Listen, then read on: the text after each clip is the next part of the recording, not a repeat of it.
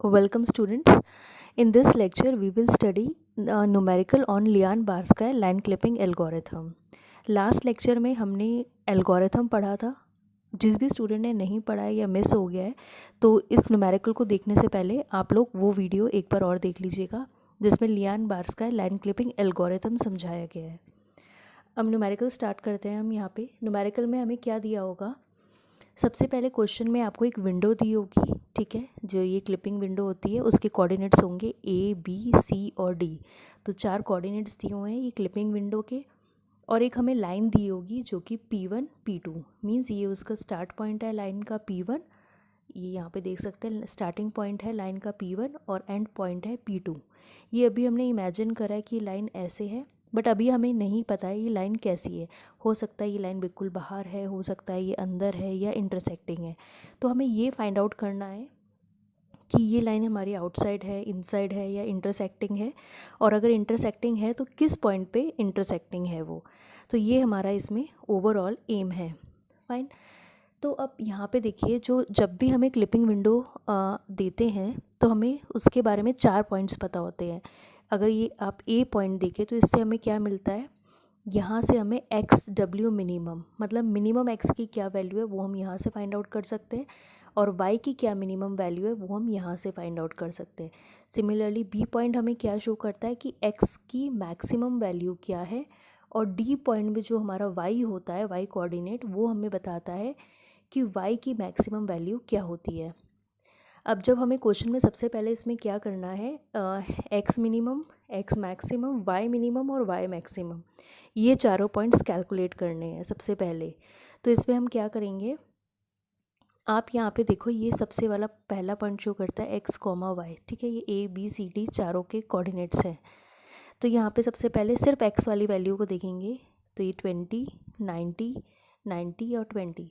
तो इसमें से सब एक्स में से सबसे मिनिमम एक्स कौन सा है, 20 है, तो एक्स मिनिमम हो गया 20। सिमिलरली अब देखेंगे एक्स मैक्सिमम क्या है। अब मैक्सिमम वैल्यू एक्स की हमारे पास क्या आ रही है, 20, 90, 90 और 20, तो 90 हो गया, तो एक्स डब्ल्यू मैक्सिमम हो गया 90।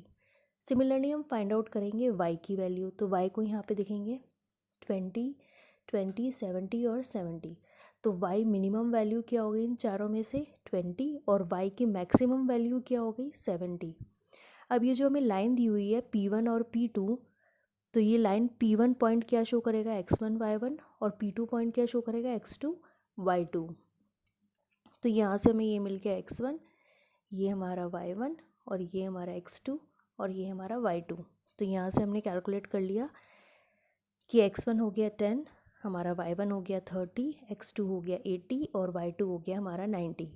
और सिमिलरली हम डेल्टा x कैलकुलेट कर सकते हैं। डेल्टा x क्या होता है, x2 minus x1 means difference in x।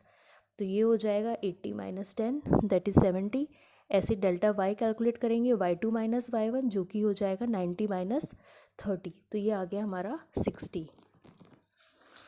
Now अगर आपको याद हो, लास्ट लेक्चर में हमने देखा था एक जर्नल इक्वेशन फॉर्म। तो वहाँ पे क्या था, हमने ये वैल्यूज़ फाइंड आउट करी थी P1, P2, P3, P4, ऐसे Q1, Q2, Q3 और Q4। तो सिंपल हम क्या कर रहे हैं, फॉर्मूले में बस वैल्यू पुट करेंगे और इनकी वैल्यू लिखेंगे। तो ये दोनों मैं पेपर यहाँ पे लिख लेती हूँ। अब यहाँ पे आप देखो P1 क्या है हमारा, P1 होता है माइनस डेल्टा एक्स। तो डेल्टा एक्स हमारा क्या है 70, तो P1 क्या हो जाएगा माइनस 70। ऐसे P2 क्या होता है हमारा डेल्टा एक्स, तो डेल्टा एक्स की वैल्यू 70 है, तो P2 हो गया 70। P3 क्या है माइनस डेल्टा वाई, तो डेल्टा वाई ये रहा, तो माइनस 60। और ऐसे P4 क्या है डेल्टा ऑफ वाई, और डेल्टा वाई की क्या वैल्यू है 60, तो ये हो गया 60। ऐसे हम Q1 कैलकुलेट करेंगे। Q1 का फॉर्मूला क्या है, x1 minus x W minimum. तो x1 की वैल्यू क्या है 10 minus x W minimum, x W minimum क्या है 20। तो ये आप ऐसे यहाँ पे जब आपने सबसे पहले सब नोट कर लिया, आपने जस्ट फॉर्मूले में ये वैल्यूज़ पुट करी हैं, और आपको ऐसे यहाँ से P1, P2, P3, P4 और Q1, Q2, Q3 और Q4 मिल जाएंगे, ठीक है। Q3 कैसे निकालेंगे, y1 minus Y W minimum. तो y1 क्या है 30 और वाई डब्ल्यू मिनिमम क्या है हमारा 20। 30 माइनस 20 10, और ऐसे Q4 निकालेंगे। y मैक्स हमारा क्या है 70 और y1 हमारा क्या है 30। ठीक है, अब हमने उसके बाद कुछ पॉइंट्स पढ़े थे, अगर आपको याद हो। पॉइंट्स क्या थे हमारे? पहला पॉइंट था कि अगर if p of k is equals to 0 then line is parallel.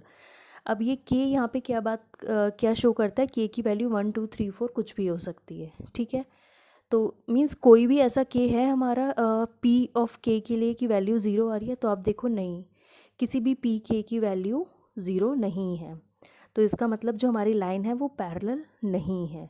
ठीक है, देन सेकंड पॉइंट हमारा था if Q K is less than 0 then line is outside. तो अब देखना है कि क्या कोई भी q ऐसा है जिसकी वैल्यू लेस देन 0 है। तो यहाँ पे हाँ, Q1 की वैल्यू लेस देन 0 है, तो इट मीन्स जो हमारी लाइन है वो आउटसाइड है। तो अगर हम दोनों पॉइंट्स को मिला दें तो हमने क्या समराइज़ कर सकते हैं कि लाइन हमारे आउटसाइड है बट हमारी लाइन पैरेलल नहीं है। इट मीन्स कि वो इंटरसेक्टिंग है। ठीक है, अब वो इंटरसेक्ट किस पॉइंट पे करनी है ये हमें कैलकुलेट करना है। देन थर्ड पॉइंट हमारा था एल्गोरिथम में इफ़ पी के अदर देन 0 देन, अब हमें देखना है कि पी के 0 तो नहीं है, अब हमें चेक करना है कि अदर देन 0 है, तो उसमें दो कंडीशन होगी। 0 नहीं है तो क्या होगा, या तो 0 से छोटा होगा या 0 से बड़ा होगा। तो 0 से छोटा होगा तो उसके लिए T1 फाइंड करने का फॉर्मूला हमारा ये है मैक्स ऑफ 0 और क्यू के अपॉन पी के, और अगर 0 से ज़्यादा है हमारी पी के की वैल्यू तो T2 फाइंड करने का फॉर्मूला है मिनिमम ऑफ 1 और पी के क्यू के डिवाइडेड बाय पी के। ठीक है, तो हम इसी फॉर्मूले को यूज़ करेंगे। अब यहाँ पे देखो कि पी के लेस देन 0 कहाँ कहाँ पे है, हम सबसे पहले ये चेक करेंगे। तो पी के लेस देन 0 कहाँ कहाँ पे है? आप पी के मीन्स आपको 1 2 3 4 चारों वैल्यू के लिए चेक करना है कि जहाँ पे वो लेस देन 0 है। तो कहाँ पे लेस देन 0 है? P1 की वैल्यू नेगेटिव है और P3 की वैल्यू नेगेटिव है, मीन्स ये दोनों लेस देन 0 है। तो P1 and P3 less than 0 है। ऐसे ही हम चेक करेंगे कि कहाँ पे P की वैल्यू ग्रेटर देन 0 है। तो ग्रेटर देन 0 कहाँ पे है? ये 2 के लिए और 4 के लिए। ठीक है, तो हमने ये फाइंड आउट कर लिया। अब इनके लिए क्या करना है, जहाँ हमारी वैल्यू लेस देन 0 है वहाँ पे हमें T1 फाइंड करने का फॉर्मूला है मैक्स ऑफ 0 क्यू के अपॉन पी के। तो वही फॉर्मूला लिखेंगे, पहले लेस देन 0 के लिए मैक्स ऑफ T1 फाइंड करते हैं। इस केस में हम T1 फाइंड करेंगे मैक्स ऑफ 0 और क्यू के और पी के। तो क्यू के यहाँ पे क्या हो जाएगा, ये वाली जो वैल्यू होती है ये के शो करती है। ठीक है, मीन्स के की वैल्यू एक बार 1 है एक बार 3 है, तो ये हो जाएगा Q1 अपॉन P1, और 3 के लिए क्या हो जाएगा Q3 अपॉन P3। तो इन तीनों में से जो भी वैल्यू मैक्सिमम होगी उसे हम ले लेंगे T1 की वैल्यू। तो 0 Q1 अपॉन P1, Q1 क्या है हमारा, Q1 है 10 और P1 क्या है -70, तो 10 अपॉन -10 अपॉन -70। ऐसे Q3 अपॉन P3 है, तो Q3 क्या है 10 और P3 क्या है -60। ठीक है, तो इसको जब हमने कैलकुलेट करा तो इसमें से मैक्सिमम वैल्यू कौन सी आ रही है 1/7, तो T1 की वैल्यू होगी 1/7। ऐसे ही हम फाइंड आउट करेंगे यहाँ पे ग्रेटर देन वाले केस के लिए। इस केस के लिए हमारा आया था P2 और P4, इसका फॉर्मूला है T निकालने का मिनिमम ऑफ 1 कॉमा में क्यू के अपॉन पी के। तो 1 और के हमारे यहाँ पे क्या है 2 और 4 है, तो एक बार निकालेंगे Q2 अपॉन P2 वैल्यू और एक बार निकालेंगे Q4 अपॉन P4। तो Q2 क्या है हमारा 80 अपॉन P2 के 70। ठीक है, 80 अपॉन 70, और यहाँ पे निकालेंगे Q4 अपॉन P4, तो Q4 है 40 और P4 है 60। इन तीनों में से मिनिमम वैल्यू कौन सी है हमारी 2/3, तो T2 की वैल्यू आ गई 2/3। अब लास्ट हमारा पॉइंट है कि अगर T1 की वैल्यू लेस देन T2 होती है तो हम फाइंड करेंगे XY for T1 and T2। ठीक है, उसके लिए हमारा फॉर्मूला है x कैलकुलेट करने का, ये है x1 plus T delta x और y is equals to y1 plus T delta y। तो इन दोनों केस के लिए हम अलग अलग XY निकालेंगे। तो पहले T1 के लिए निकालेंगे, T1 के लिए निकालने के लिए हम क्या करेंगे, यहाँ पे T की जगह पे T1 रख देंगे। तो x इक्वल्स टू x1 आपके पास है ही है, सबसे पहले हमने देखा था, यहाँ पे देखो x1 है, तो x1 की जगह आ गया आपका 10। ठीक है, प्लस टी की जगह लेंगे T1 और डेल्टा एक्स है 70, इसको हम कैलकुलेट कर लेंगे। ऐसे ही वाई के लिए y1 plus T delta Y, तो y1 हो गया हमारा 30 प्लस टी हो गया हमारा 1/7 और डेल्टा वाई हो गया हमारा 60। तो ये हमारे x और y की वैल्यू आ गई, तो ये हमें एक इंटरसेक्टिंग पॉइंट मिल गया। ठीक है, ऐसे सिमिलरली हम T2 के लिए भी करेंगे। T2 के लिए हम क्या करेंगे, इसी फॉर्मूले में बस t की वैल्यू चेंज हो जाएगी, बाकी सब वही रहेगा, t की वैल्यू चेंज हो जाएगी, तो ये हमें दूसरा पॉइंट मिल जाएगा। इट मीन्स ये दो कोऑर्डिनेट्स मिले हैं, ये क्या बता रहे हैं, ये बता रहे हैं आपको कि जो आपकी लाइन है वो इंटरसेक्टिंग है। ठीक है, और दो पॉइंट पे इंटरसेक्ट कर रही है, एक A और एक B। तो A पॉइंट ये रहा आपका, B पॉइंट आपका ये रहा। और अब हमें इसके बाद जब पॉइंट मिल जाएंगे तो हमें क्या करना है कि जो हमारा इनिशियल पॉइंट है P1 से A1 वाले को मतलब हटा देना है, रिमूव कर देना है। और P2 से जो हमारा B वाला पॉइंट है उसको भी रिमूव कर देना है।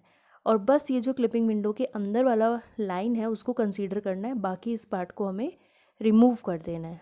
ठीक है, आई होप आपको ये समझ में आया होगा। अगर कोई डाउट हो तो आप पूछ सकते हैं। Thank you.